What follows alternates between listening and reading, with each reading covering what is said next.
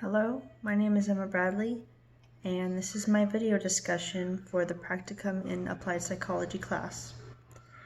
The first thing I wanted to talk about was my opinion on the DSI-2 model.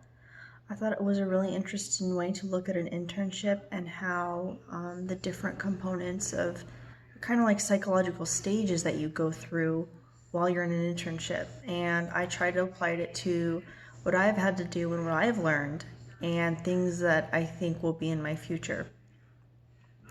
The first stage, the anticipation, I have definitely noticed this in my own experience with my internship. I had my interview in November. I got accepted in December, and I didn't start until the second week of January. So those interims between the application, the interview, getting a schedule set up, and actually starting the internship, there was a lot of anticipation. And I wouldn't say it was excitement. There definitely was some, but there was also a lot of nervousness, wondering like the what ifs, basically, like what if it doesn't work out? What if it's too hard? What if I don't get enough hours? The hope versus anxiety, basically. And one of the things that gave me the most anxiety was having to drive to different locations for the NAB meetings. And I've lived at the beach pretty much my entire time in Florida, so driving to places across the water, north side, west side, was a little daunting for me. But as I've moved into the next stage of my internship, I've noticed I have a lot less anxiety when it comes to driving. Not even for my internship, just anywhere, I have more confidence. So that's kind of an interesting functional trait that I have developed because of my internship. My thoughts on the anticipation stage as far as it goes with new relationships. I have been lucky enough to start acquaintanceships with the other case managers at teen court, not just my supervisor. So the other case managers I've been able to, I wouldn't say befriend, but I've been able to develop good working relationships with them. And that has been very affirming and helps me with those what ifs, because I know there are people there that like me and like working with me, or at least they don't mind working with me. So that has assuaged some of my concerns and some of my anxieties. I think with one of the things about the anticipation stage, which is the critiquing assumptions, a lot of the teen offenders that come into teen court are from different parts of Jacksonville town, different parts of Duval County, and we have a lot of students who come in who are African American, who come from predominantly African American households. And at first, my impression was that was going to be a large percent of the kids coming into teen court. And after taking the implicit association test, I realized I have a strong implicit bias towards light skin rather than dark skinned. And that was a little frustrating to get that result, because I thought I really didn't have that kind of filter, but hearing that I did was a little eye-opening and made me realize there might be other areas where there's bias in my life that I may not realize until I'm confronted with it, either with some sort of assessment or a way to measure it. But definitely I've gotten to know some of the students in the program, especially ones that have already been assigned their sanctions, and now they're coming back to volunteer or to participate in the teen jury as part of their sanctions, and I've seen how they've matured. So it's definitely been interesting to see the development, not only in my own internship, but the process from which these students volunteer and get through their consequences. Another part of the exploration was defining your role in the internship. I definitely agree with this part. I think it is very important for the role you hold in an internship, whether it's a practicum, a paid internship, a part-time position, to know specifically what your role is and what you're going to do. That helps with, curiosity versus anxiety. I definitely think that when a lot of students or interns reach this point, They've basically gotten their feet wet. They kind of know the status quo, how things work, who to go to with different problems, who to report to, and they've probably started having a consistency in the roles they're assigned. So my first week of my internship, I was doing a lot of different things. I was sitting in on different meetings, different assessments, different interviews. And now I've kind of understood with the NAB sessions specifically what I'm going to be doing. And it's given me a little bit more confidence to actually explore more things and decide, is there something else I can do here? Versus just what the basics that I've been doing before. The next stage, in the exploration stage, there's also the informed commitment. And that helps you acknowledge the worries that you have per the article. And my biggest worry with this one was, am I going to get enough hours? There have been a couple of Mondays that have been federal holidays. There's been a couple of days where we didn't have a NAB meeting. And so I've had a few weeks where I've had less than 10 hours. And that's given me a bit of a worry. But I have worked with my supervisor to modify my schedule and give me a little bit more hours in the morning. So I'm able to not only have the hours that I need that assuages that concern, but I'm getting more experience because I'm in for longer. And that's been really helpful. The article also mentioned that the exploration stage can help you figure out what path you want to pursue or change roles, either educational or academic goals or career goals, whether you want to go into case management, whether I want to be a social worker, whether I want to go into something legal or something psychological. And I have definitely noticed that I am learning a lot about what case managers do. I don't personally want to be a case manager in teen court as a ultimate career goal. I would rather do something with mental health court or with a mental health facility or treatment center. But I've definitely learned a lot about juggling the cases and having different clients and having to work with the other case managers with their clients, because it's never cut and dried. Everybody kind of works here as a team. And it helps you cope with your problems. I also agree with that. I think that in your internship, when you learn new ways to do things, you realize you may have a solution to another problem you're having in another area of your internship. The next one, the next stage, which is competence. And the article said that's pretty much when you've developed a skill set that you can use in your internship. You have a little bit more independence as far as getting your work done. You're not having to check in as often. You kind of have an idea of your role. And now you're really, you're out of the introductory stage. You're out of the, oh, I knew stage. And you've reached a point where you realize, okay, this is who I am. This is what I'm doing well. Here's what I need to work on. And you're finally at a stage where you can work on that with your supervisor. I have not reached that stage yet. I would say I'm in between the acceptance or anticipation and exploration state. This was only my, it's only been 3.5 weeks, and I've only been going in like twice a week. But as I said before, I'm going to be increasing my hours, and that will hopefully help me reach the competence stage where I have a wider repertoire of roles and responsibilities that I'm doing, and I'll be able to build my professional skill set that way. Part of the competence stage is the momentum versus boredom. So are you picking up the pace? Are you getting things done? Are you succeeding in your expectations? Is your supervisor happy with you? Versus boredom, like, oh, this isn't what I want to do. I haven't reached that point yet. There's still a lot that I have to learn. There's still a lot that I have to do. Certain parts of the role that I'm not familiar with yet. So I definitely haven't gotten there yet, but I know that I will eventually. And you'll take on more responsibilities in that stage. Like I said before, as my hours increase, I'll be able to go in more. I'll be able to have more responsibilities.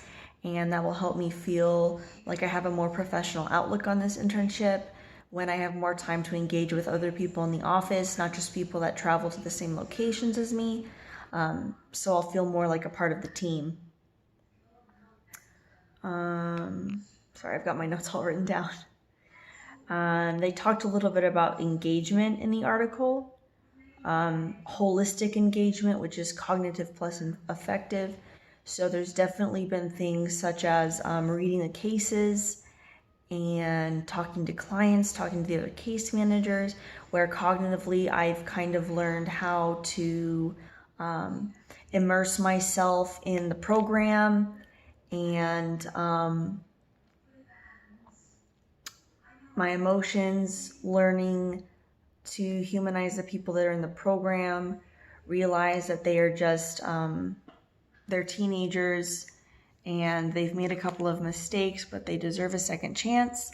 And definitely that level of compassion and empathy is really important in this stage.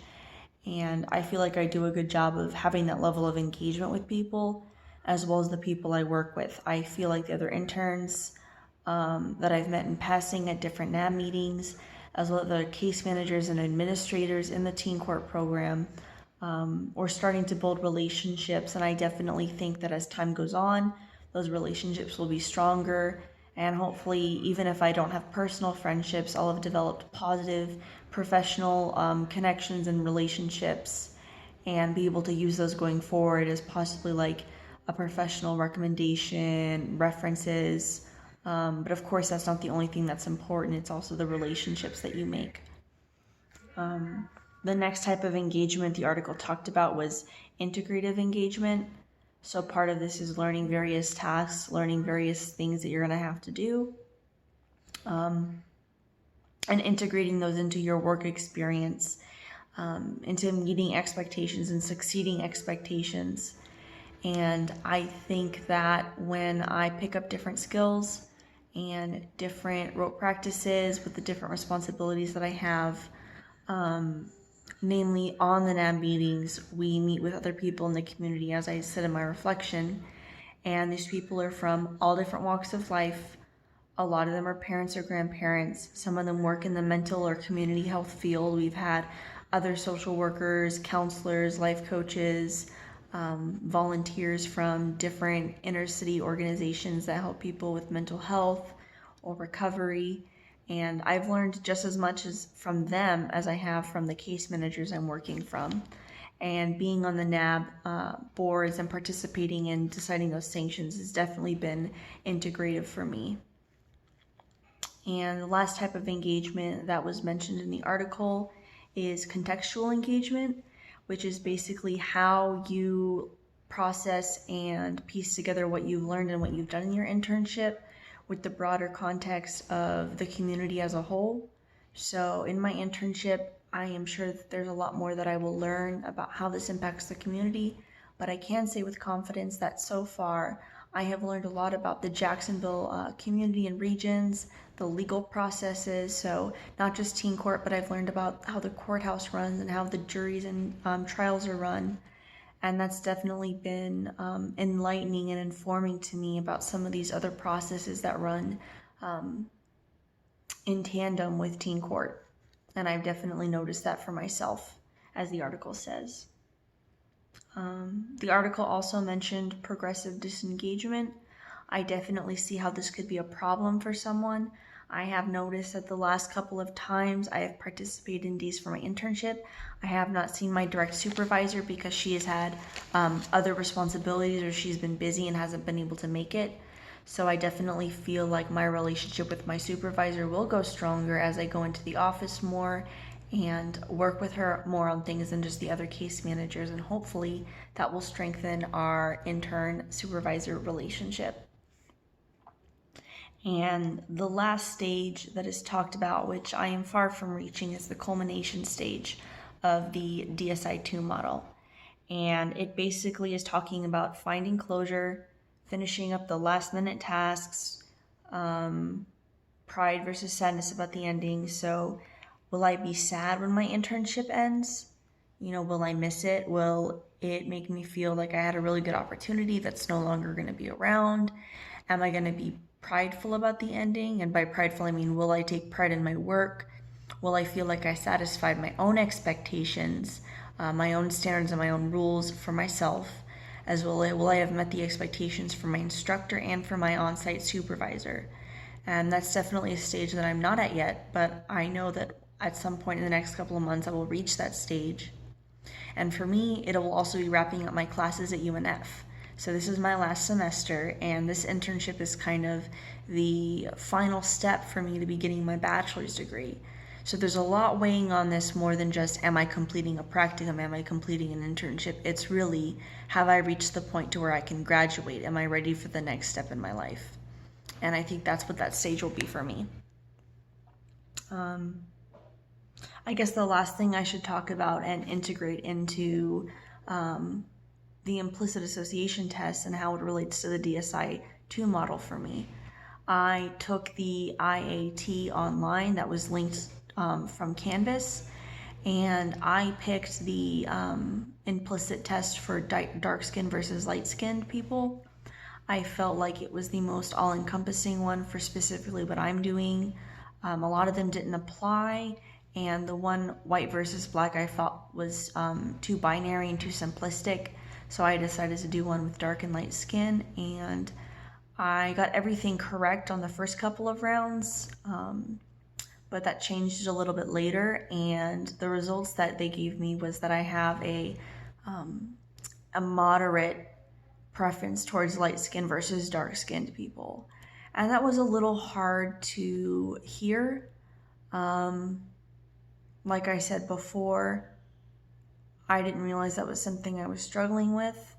However, the website said that's not something that can be changed overnight, so I guess I have to realize that you can't be colorblind, especially in this field of work, because like the NABs, the Neighborhood Accountability Boards, are from different communities in Jacksonville.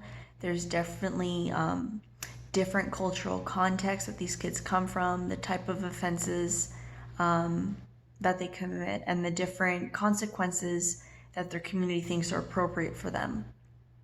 Going over the stereotypes list, there are definitely things you think of when you think of white, black, Asian, Latino, or as the list says, Spanish.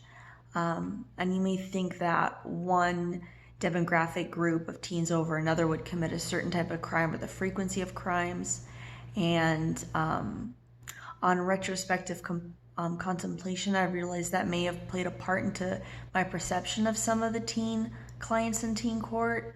But I've definitely tried to transcend that and look at them holistically as a person and the things they're interested in.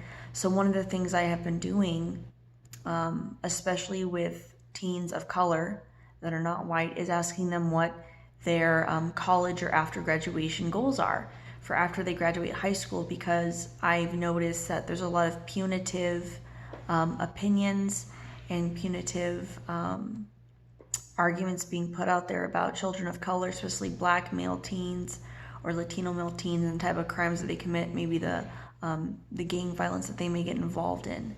So I've been asking these students, what do you want to do with your life? What do you want to do if you get into college? What do you want to study? Because I think that's an important part for them to share and will humanize and kind of shape them a little bit better with the neighborhood accountability boards. And with myself, by hearing these things, hearing about the goals these students have, it helps you look at them as a future adult rather than just a teenager. I definitely had biases with males versus females. When I first started this program, I thought, 90 to 95% of the teens that come to teen court were going to be male. But we have had a few female teen court clients, and I've noticed they're actually a higher percentage than what I thought. When I talked to my supervisor, I said, you probably have mostly male teenagers coming here. And she said, oh no, we have girls too. And that was a little surprising to me, but after reviewing cases and seeing the type of crimes committed, there's definitely a lot of retail theft and some drug offenses happening with teenage girls in Jacksonville, the city of Jacksonville. I really don't have any prejudices towards disabilities, whether it's developmental, mental, communicative, physical, because of the activism in my own life and the people that I know. And we haven't seen a lot of students come in with mental health problems other than possibly depression or ADHD. So there hasn't really been an opportunity for me to see those demographics at my internship, but that doesn't mean that they're not there. And as we know, There's a lot of dual diagnosis that happens with substance abuse. There's a lot of mental health conditions that aren't diagnosed until the teenagers are older, possibly in college or as a young adult.